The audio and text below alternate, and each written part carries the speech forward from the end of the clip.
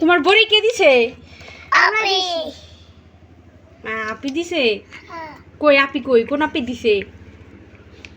হ্যাঁ কি আপি? কোন আপি দিছে? আপু কেক খাইছে? আপু রোজা না? হ্যাঁ কি আরো কই? এই আপি রোজা না? কি আরো কই?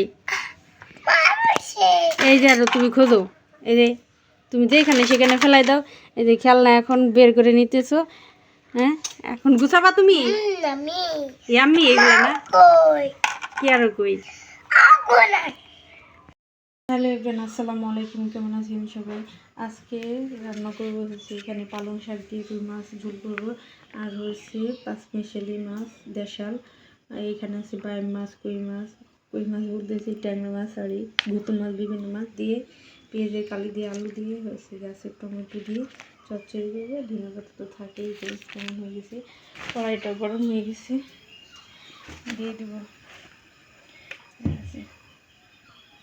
পেঁয়াজটা ভালো হয়ে গেছে, এখানে দিয়ে দেবো পেঁয়াজ বাটা, সামান্য আদা বাটা, জিরা বাটা,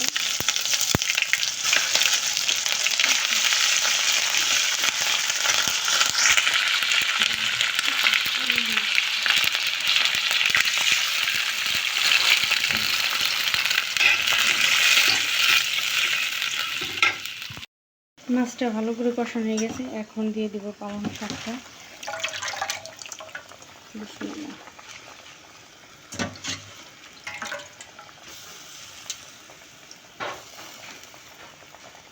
ঢাকনা দিয়ে করলাম, ঢেকে দেবো। আর এইখানে হচ্ছে আতপ চালের ফেনা ভাত রান্না করবো, তার পাইতেছি না কোথায় যে রাখছি। ইফতারের জন্য হয়েছে ফেনা ভাতটা রান্না করবো।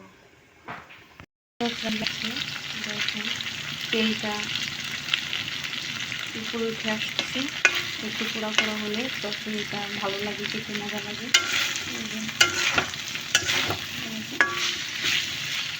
অনেক মজা লাগে দেশাল ছোটো মাছ, দেশাল যে কোনো মাছই খেতে অনেক মজা লাগে। আর যদি হয় চচ্চড়ি তাহলে তো কোনো কথা হয় না। আর এখানে দিয়েছি এই যে রান্নাঘর দিয়েছি, এই তো প্রায় রান্না হয়ে গেছে। তাই তো আমার রান্না কমপ্লিট। এই যে ইফতারের জন্য হচ্ছে ফেনা ভাত রান্না করছি, এই যে খেজুর, এই যে ভাত রান্না করছি মিনি রাইস কুকারে, আর এই যে রুই মাছের তরকারি, আর এই যে হচ্ছে চচ্চড়ি। রাধিফার জন্য এই যে প্লেটে রাখছি, রাধিফার খবর নাই, ঘুম থেকে উঠে চলে গেছে। তো ধন্যবাদ সবাইকে ভিডিওটি দেখার জন্য। ভিডিওটি ভালো লাগলে প্লিজ চ্যানেলটিকে সাবস্ক্রাইব করে দেবেন। আল্লাহ হাফেজ।